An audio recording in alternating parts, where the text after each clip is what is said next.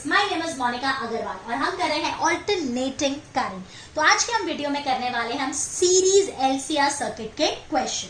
अब सबसे पहले क्वेश्चन में क्या बोला है, एक एलसीआर सर्किट है, अगर हम एल निकाल दें तो करंट और वोल्टेज के बीच में फेज π/3 का है, फेज डिफरेंस, और अगर हम सी निकाल दें तो फेज डिफरेंस π/3 का ही है बिटवीन करंट एंड वोल्टेज। तो पावर फैक्टर क्या होगा? बहुत ही मजेदार क्वेश्चन है। ऐसा क्वेश्चन आता है तो काफी बच्चे अटक जाते हैं, बट बेटा बहुत सिंपल है।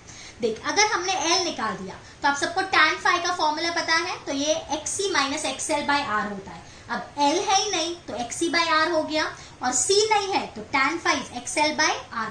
अब यहाँ पे phi कितना दिया बेटा? अपने को दिया है tan phi π/3, और यहाँ से भी π/3 आ गया। तो अगर हम दोनों को कंपेयर करें, tan π/3, so XC/R is XL/R, so XC is equals to XL। मतलब ये तो रेजोनेंस हो गया। अगर रेजोनेंस है तो आप सबको पता है during resonance Z is equals to R and the power factor is equals to 1। मैं उम्मीद करती हूँ आप लोगों ने मेरा वीडियो देखा होगा।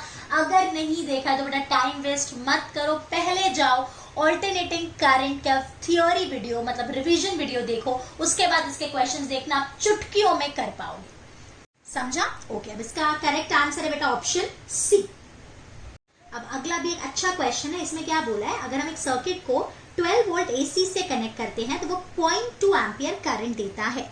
तो बेसिकली हमारा Z हो गया 12/0.2, तो बेटा ये हो गया हमारा 60 ओम। और जब हम उसी सर्किट को DC से कनेक्ट करते हैं तब वो करंट 0.4 एम्पियर देता है।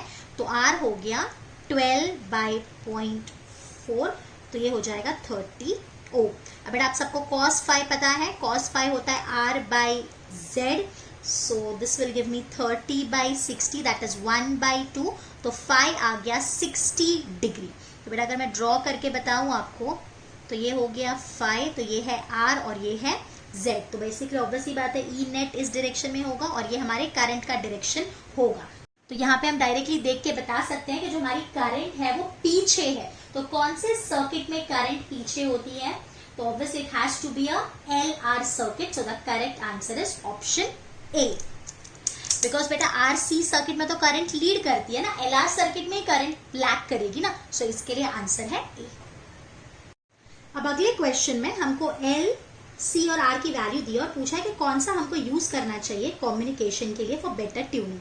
तो आपको बेटा फॉर्मूला पता है Q का 1/R/L/C, जिसका Q ज्यादा होगा, जिसका क्वालिटी फैक्टर ज्यादा होगा, वो हमको यूज करना चाहिए कम्युनिकेशन के लिए। तो बस मैंने सारी वैल्यू सब्स्टिट्यूट की है। थोड़ा सा कैलकुलेशन टीडियस है, क्वेश्चन में कुछ दम नहीं है, मतलब फॉर्मूला अगर आपको आता है तो बड़ी बात नहीं है, बट हाँ कैलकुलेशन थोड़ा सा टफ है। यहाँ कैलकुलेशन में आपका टाइम जा सकता है, तो अगर आपके पास टाइम बचे तो ही ऐसा क्वेश्चन आप अटेम्प्ट करिएगा, वरना कैलकुलेशन में ज्यादा टाइम वेस्ट मत करिए।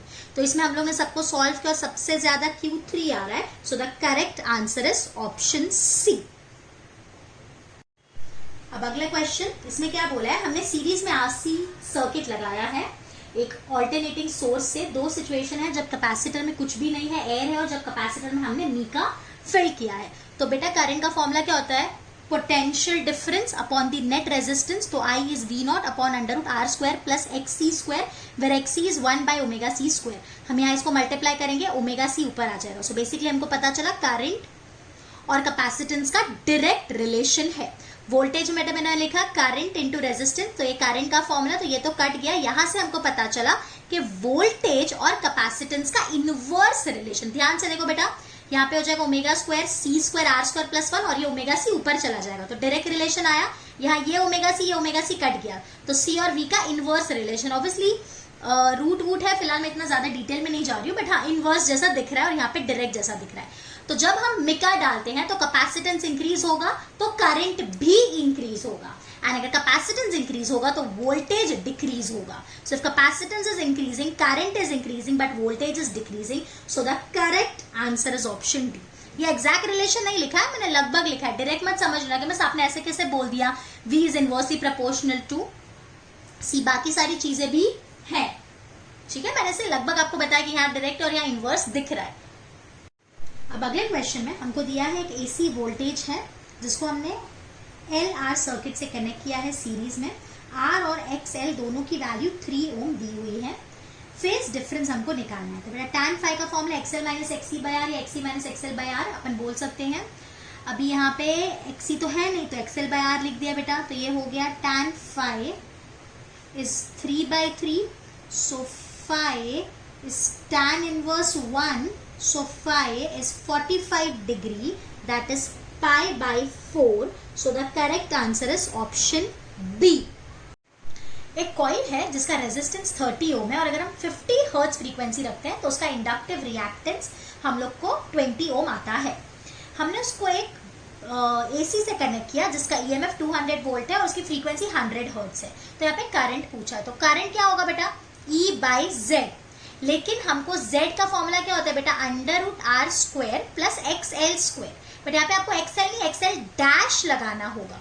क्यों XL डैश बेटा, बिकॉज 50 हर्ट्ज पे ये इंडक्टिव रिएक्टेंस है, लेकिन हमने तो 100 हर्ट्ज पे लगाया, तो 100 हर्ट्ज पे क्या होगा, तो XL का आपको फॉर्मूला पता है ओमेगा इंटू एल होता है, so that is directly proportional to frequency. So XL dash by XL is F dash by F।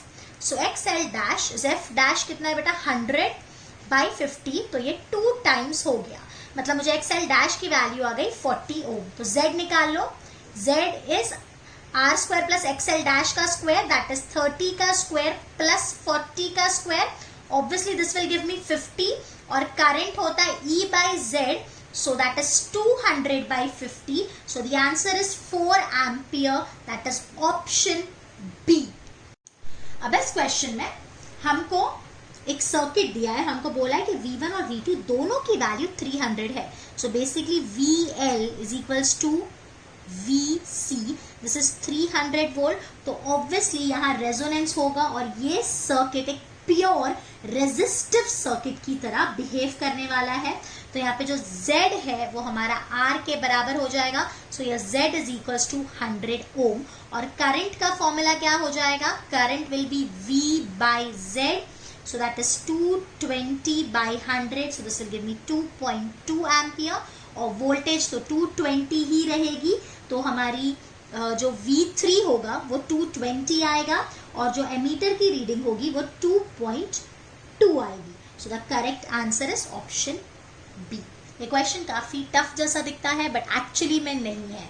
तो ऐसा नहीं है कि हर जो क्वेश्चन बड़ा दिखता है या टफ दिखता है वो एक्चुअली में टफ होता है। So don't miss the question just by assumption. Read करना और फिर जज करना कि आपको टफ लग रहा है कि नहीं। अब इस क्वेश्चन में बेटा क्या बोला है, what is the value of inductance L for which the current is maximum, और हमको C और ओमेगा की वैल्यू दी है 10 into 10 raised to minus 6 farad and omega is 1000 per second, और हमको L पूछा है। तो बेटा जब करंट मैक्सिमम होती है तब रेजोनेंस होता है, वही टाइम पे हमारी करंट मैक्सिमम होगी। तो आप सबको पता है ओमेगा का फॉर्मूला होता है 1 by √LC, so omega square is 1 by LC, so L is 1 by omega square into C, so L is 1 by 1000। तो बेटा ये 10 raised to 6 हो गया, C की जगह मैं 10 raised to -5 डाल रही हूँ, तो ये मैं कट कर देती हूँ, तो 1 by 10 बचता है, सो दैट इज 0.1 हेनरी। सो अभी अगर हम देखें कि ऑप्शन में हम लोग को ऐसा कुछ भी नहीं दिख रहा है 1 हेनरी, तो कोई बात नहीं, हम इसको थोड़ा सा शिफ्टिंग कर देते हैं। मैं इसको 100 लिख देती हूँ इंटू 10 raised to -3 हेनरी, तो ये वही हो जाएगा। तो इसके लिए correct answer is option D. अब इस क्वेश्चन में हमको बोला है कि LCR बेटा तीनों सीरीज में कनेक्टेड है, फ्रीक्वेंसी F है और करंट है वो आगे है 45 डिग्री से। The value of C is, तो आप सबको पता है tan phi is XC minus XL by R, tan 45 1 होता है, तो मैं इसको लिखती हूँ R is XC minus XL, so R plus XL is XC, so R plus XL क्या होता है बेटा तेरा 2 pi F into L is equal to 2 pi F 1 upon omega C होता है, तो 1 by 2 pi F C। तो मैं ये 2 pi F C अगर ये साइड लेके आ जाऊँ तो ये हो जाएगा 1 plus R plus 2 pi F L, तो खाली C की वैल्यू निकालनी है, तो ये हो जाएगा 2 pi F ब्रैकेट के अंदर R plus 2 pi F L, so the correct answer is option D. अब अगले क्वेश्चन में हमको पूछा है the value of quality factor is. Quality factor Q के बेटा 3 फॉर्मूला होते हैं। एक होता है ओमेगा एल बाई आर। आप सबको पता है ओमेगा होता है 1/√LC। तो अगर मैं वो यहाँ सब्सटीट्यूट कर दूँ तो ये एल इधर ही रहेगा, ये √LC और ये आर हो जाएगा। तो मैं अगर एक एल और एक कट कर दूँ तो ये हो जाएगा 1/R√L/C। इसी तरह से हम एक और फॉर्मूला लिख सकते हैं बेटा 1/ω/R/C। ओके, तो क्वालिटी फैक्टर के बेटा 3 फॉर्मूला है, एक ओमेगा एल बाई आर, एक 1/ω/RC और एक 1/R/L/C। तो यहाँ केस में तो ये मल्टीपल करेक्ट हो गया, देखा जाए तो राइट नहीं होगा, बट यहाँ 2 आंसर्स राइट है, ए और बी। आपको ऐसा नहीं आ सकता, आपको नीचे ऑप्शन दिया जाएगा ए बी राइट है, बी सी राइट है, उस तरह से आपको दे सकते हैं। अब अगले क्वेश्चन में क्या बोला है, हमने एलसीआर सर्किट को एसी से कनेक्ट किया है और रेजोनेंस हो रहा है, तो वोल्टेज और करंट में क्या फेज डिफरेंस होगा। तो बेटा रेजोनेंस के टाइम पे the circuit behave like a purely resistive circuit.